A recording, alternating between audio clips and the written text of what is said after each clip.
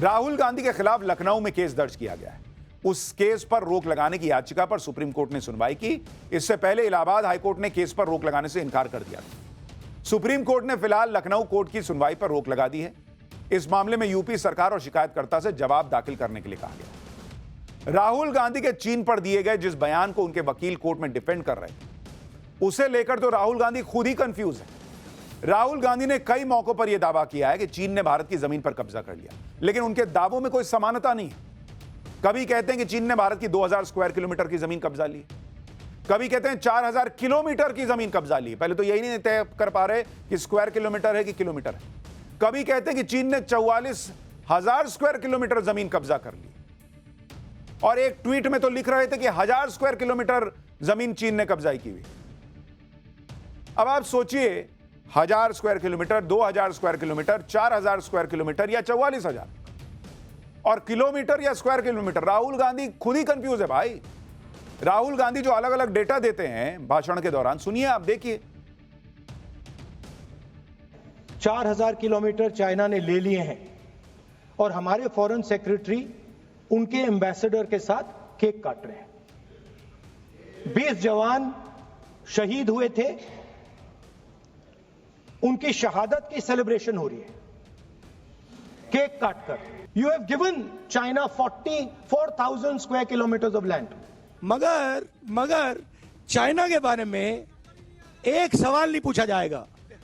जिन्होंने 2000 square kilometre Hindustan का उठा लिया, जिन्होंने हिंदुस्तान के 20 जवानों को शहीद किया, जो हमारे जवानों को अरुणाचल प्रदेश में पीट रहे हैं, मैंने कहा हिंदुस्तान की प्रेस मुझसे इनके बारे में एक सवाल नहीं पूछेगी। अब आप बताइए, कोर्ट तो अभी 2000 स्क्वायर किलोमीटर वाले बयान पर ही इनको जो है रगड़ दिया। अभी कोर्ट अगर यह देख ले कि कहीं 4000 किलोमीटर बोलते हैं, कहीं 44,000 स्क्वायर किलोमीटर बोलते हैं, कभी 2000 बोलते हैं, कभी 1000 स्क्वायर किलोमीटर बोलते हैं, तो सोचिए क्या होगा। लेकिन यह राहुल गांधी की पॉलिटिक्स की सीरियसनेस है कि बॉर्डर के मुद्दे पर जो मन में आ रहा है बोल रहे हैं। इधर राहुल गांधी को सुप्रीम कोर्ट से फटकार पड़ी, कोर्ट में राहुल गांधी से सबूत मांग लिए गए तो वो कुछ पेश नहीं कर पाए। इसके बावजूद कांग्रेस राहुल गांधी के समर्थन में नैरेटिव बना रही है। जैसे कांग्रेस नेता जयराम रमेश चीन से बॉर्डर विवाद को लेकर सवालों की लंबी लिस्ट ले आए। कहा कि ये वो सवाल है जिनका जवाब हर सच्चा भारतीय चाहेगा। जयराम रमेश ने पूछा कि क्या यह सच नहीं है कि साल 2020 में यह बात सामने आई थी कि ईस्टर्न लद्दाख में 1000 स्क्वायर किलोमीटर चीन के कंट्रोल में आ गया था, जिसमें से 900 स्क्वायर किलोमीटर डेप्सांग का एरिया है। इसी तरह कांग्रेस नेता सुप्रिया श्रीनेत ने राहुल गांधी का एक वीडियो जारी करते हुए दावा किया कि खुद लद्दाख के लोग कह रहे हैं कि चीन ने 6 से 7 किलोमीटर की जमीन कैप्चर कर ली है, लेकिन यह भी ढंग से डिफेंड नहीं कर पा रहे। अगर 6-7 किलोमीटर की तो राहुल गांधी ने 4000 किलोमीटर क्यों बोला? अगर 1000 स्क्वायर किलोमीटर की तो राहुल गांधी 44,000 स्क्वायर किलोमीटर कैसे बोल रहे थे? यानी सुप्रीम कोर्ट की फटकार के बाद भी कांग्रेस राहुल गांधी को बचाने के लिए इस फैक्ट पर अड़ी है कि मोदी सरकार के राज में चीन ने भारत की जमीन कैप्चर कर ली। लेकिन क्या करेंगे भाई, और क्या कर सकते हैं? जब इतनी फजीहत हो रही है तो किसी तरह डिफेंड करना है। अगर बॉस आपको इतना ही कॉन्फिडेंस था कि जमीन कब्जाई गई है, सबूत थे, तो सुप्रीम कोर्ट में दिखाना देते। सुप्रीम कोर्ट में सबूत रखते नहीं बन रहा था। कोर्ट तो पूछ ही रहा था कि किस आधार पर गए, वहां बोलते। अच्छा मौका था, लेकिन वहां नहीं बोल पाए, फिर सोशल मीडिया पर आए बोलने, क्योंकि वहां लिख के चल दो। सुनिए कांग्रेस सांसद प्रमोद तिवारी राहुल गांधी को कैसे डिफेंड कर रहे हैं। फिर आपको बताता हूं कि राहुल गांधी को कोर्ट से फटकार पड़ने का यह सिलसिला आज का नहीं। देखिए, क्या कहा क्या नहीं कहा मुझे नहीं मालूम है पूरी तरह, इसलिए मैं इस पर कोई प्रतिक्रिया तब तक नहीं दूंगा। जहां तक सवाल है राहुल गांधी का, आज अगर सबसे निर्भीक, निडर, साहसी आवाज मोदी सरकार के खिलाफ कुछ उठ रही है तो उसका नाम है राहुल गांधी। तो हमें गर्व है अपने नेता पे, जो भी देश हित में, जनहित में है वो उठा रहे हैं। देश हित में, जनहित में मुद्दे उठाएं राहुल गांधी, कोई मना नहीं कर रहा है, लेकिन फैक्ट तो रखिएगा बॉस। और फैक्ट और राहुल गांधी के बयानों का रिश्ता लगता नहीं है कि हो पाया है। और क्योंकि यह पहली बार नहीं है जब राहुल गांधी को कोर्ट ने फटकारा। ऐसा भी हुआ है कि राहुल गांधी को अपने बयान को लेकर कोर्ट में माफी तक मांगनी पड़ी है।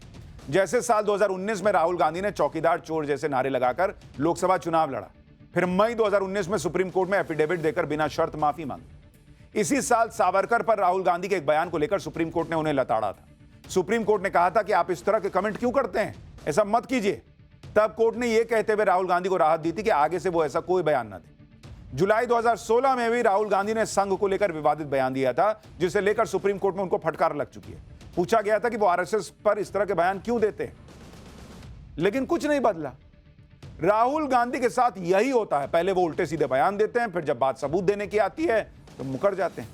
जैसे राहुल गांधी ने मोदी सरकार पर आरोप लगाया था कि वो पेगासस के जरिए उनकी जासूसी करवा रही, लेकिन जब राहुल गांधी ने जांच के लिए राहुल गांधी से कहा गया कि जांच के लिए फोन दे दीजिए, तो दावा है कि उन्होंने फोन देने से वो मुकर गए। इसी तरह वोटर लिस्ट के मुद्दे पर भी राहुल गांधी ने पूरा माहौल बना दिया कि नरेंद्र मोदी इलेक्शन कमीशन के जरिए वोटों की चोरी कर रहे हैं। लेकिन अब चुनाव आयोग का दावा है कि ड्राफ्ट वोटर लिस्ट को आज 4 दिन हो गए, किसी भी पॉलिटिकल पार्टी ने वोटर के नाम जोड़ने या हटाने के लिए अप्रोच तक नहीं किया है 4 दिन। यानी राहुल गांधी का यही पैटर्न है, वो बड़े बड़े आरोप लगा देते हैं, जब सबूत देने की बात आती है तो सन्नाटा पसर जाता है। कुछ लोग कहते हैं राहुल गांधी की बात को इतनी अहमियत देने की जरूरत क्यों? अहमियत देने की जरूरत क्यों नहीं है बॉस? वो नेता प्रतिपक्ष है, ऑपोजिशन के लीडर हैं बॉस। और अगर वो इस तरह की बातें करते हैं, भ्रम, झूठ, अफवाह फैला रहे हैं, जो सुप्रीम कोर्ट से एक्सपोज हो रहा है, अगर आप नहीं देखिएगा तो आप भी फंसिएगा। और ये देश की बात है बॉस, इनकी अपनी पॉलिटिक्स चलती रहे, कोई फर्क नहीं पड़ता। लेकिन देश की इकोनॉमी डेड हो गई है, अगर बोलेंगे तो देश के हर नागरिक को दुख होगा। अगर चीन की जमीन कब्जा ली गई है, इसका दावा करेंगे और सबूत नहीं रखेंगे तो देश के हर नागरिक को दुख होगा कि बॉस कैसी बात कर रहे हैं, नेता प्रतिपक्ष ना है जी। कमाल की बात यह है कि बार बार सेटबैक मिलने के बाद भी राहुल गांधी रुक नहीं रहे। उन्होंने एक बार फिर यह दावा कर दिया है, राहुल गांधी ने अब यह खुलासा किया है उनके हिसाब से कि लोकसभा चुनाव के दौरान 100 सीटों पर धांधली हुई। अगर यह धांधली नहीं होती तो नरेंद्र मोदी प्रधानमंत्री नहीं होते। राहुल गांधी कह रहे हैं कि लोकसभा चुनाव में बड़ी गड़बड़ी हुई, उनके पास पक्के सबूत हैं, वो जल्दी ही ऐसा डेटा सामने रखेंगे कि एटम बम की तरह धमाका हो जाएगा। सुनिए राहुल गांधी को एक बार, फिर बताऊंगा कि राहुल गांधी जिसे एटम बम बता रहे हैं उसे कैसे चुनाव आयोग सुतली बम भी मानने को तैयार नहीं। You will see the shockwave that is going to go through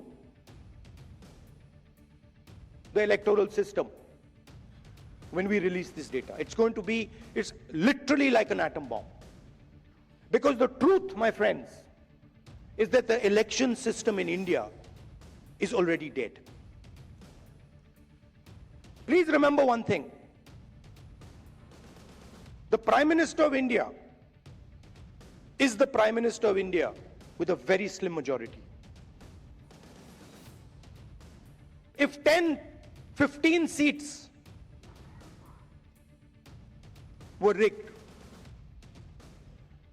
and we suspect actually the number is much closer to 70, 80, 100. If 15 seats were rigged, he would not be the Prime Minister of India. अब राहुल गांधी के बयानों को आप सुनिए तो ऐसा लगता है कि नरेंद्र मोदी चुनाव में धांधली करके प्रधानमंत्री बन गए। वही कह रहे हैं और कह रहे हैं कि 70, 80, 100 30 सीट का मार्जिन है। कह रहे हैं कि इतने के करीब सीटें धांधली की गई। बॉस एक बात बताइए कि सीटों में धांधली अगर इतनी आसानी से संभव है तो कोई आदमी धांधली करके 240 सीट लेगा, 272 तो मिनिमम ले लेगा कि कम से कम 272 हो जाए। अगर कोई धांधली हो सकती है तो धांधली करके 240 पे रुक गए। नहीं, इनके हिसाब से कि थोड़ा मजा आएगा, फन आएगा, कि किधर से सपोर्ट आएगा नहीं आएगा, इन लोगों को भी वीडियो बनाने का इनके इकोसिस्टम को मौका मिलेगा कि आज सरकार गिरेगी, कल गिरेगी। और पहले तो कहते थे ईवीएम हैक करके जीतते हैं, आप कह रहे हैं कि वोटर लिस्ट में कुछ करके जीत जाते हैं। राहुल गांधी 2024 के लोकसभा चुनाव में धांधली के मुद्दे पर बड़ा खुलासा करने का एक नया दावा लेके आए।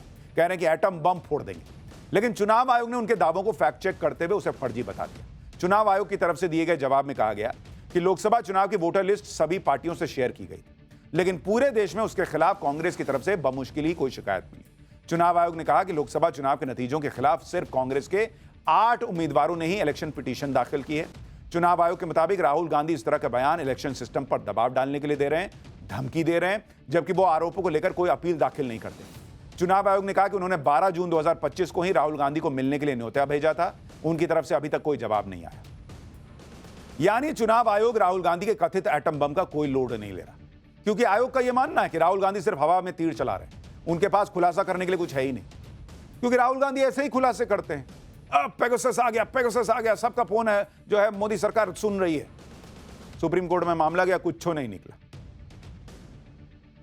राफेल में धांधली हो गई, धांधली हो गई, धांधली हो गई, सुप्रीम कोर्ट में गया, कुछ नहीं निकला। मैं संसद में बोलूंगा तो भूकंप आ जाएगा, कुछ नहीं हुआ। एटम बम फोड़, पब्लिक देख ना रही है बॉस।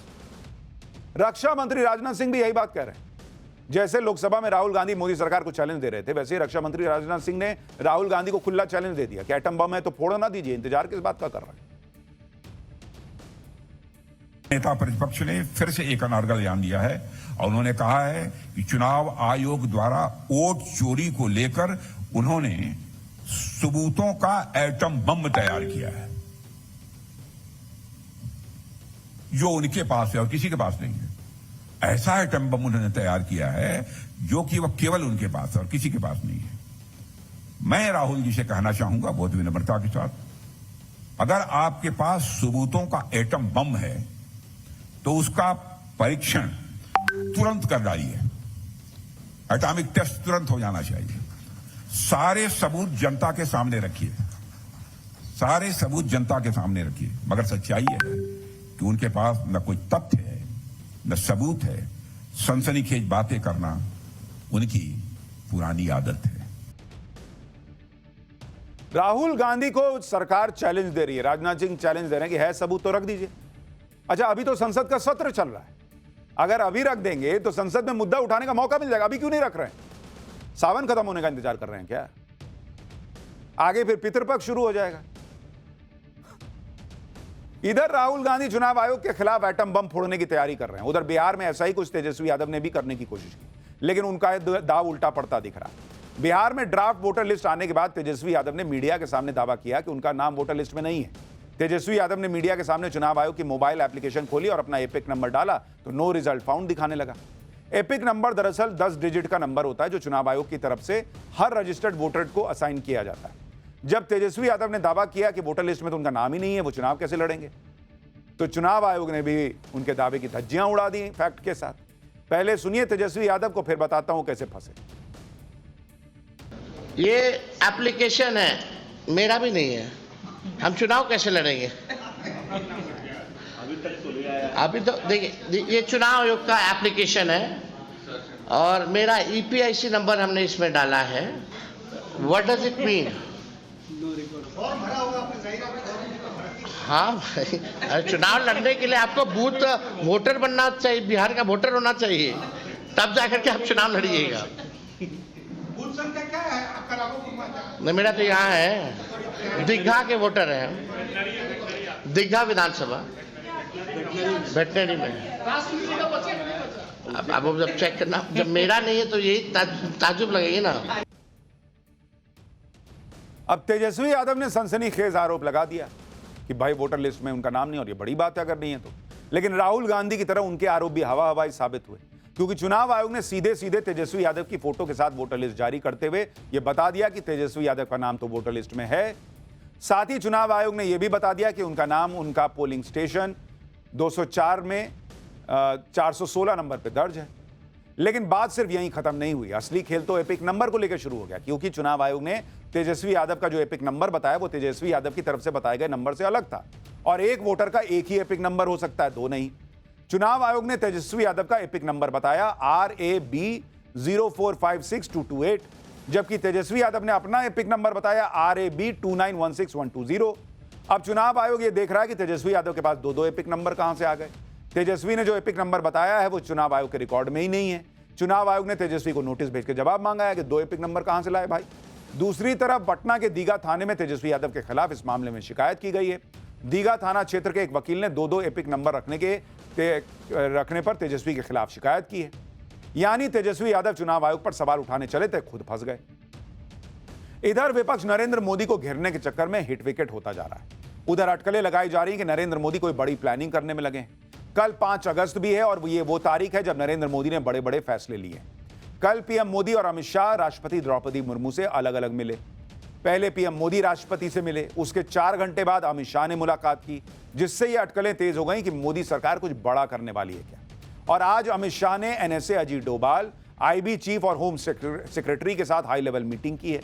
उधर विदेश मंत्री एस जयशंकर पीएम मोदी से मिले। कल सुबह 9:30 बजे एनडीए संसदीय दल की बैठक भी होने वाली है। यानी बड़ी बड़ी बैठकों का दौर चल रहा है। बहुत हलचल मची हुई। 6 साल पहले 5 अगस्त को ही जम्मू कश्मीर से अनुच्छेद 370 की विदाई हुई थी। इसलिए भी 5 अगस्त को लेकर बड़ी अटकलें चल रही हैं। कोई कह रहा है क्या जम्मू कश्मीर को जो है वो राज्य का दर्जा फिर से मिल जाएगा क्या? स्टेटहुड बहाल हो जाएगा क्या? या सरकार कुछ और ही बड़ा प्लान कर रही है? अब वो तो कल ही पता चल जाएगा। लेकिन फिलहाल राहुल गांधी आज सब जगह सुर्खियों में है और पब्लिक पूछ रही कि वो कब तक ऐसी पॉलिटिक्स करेगी।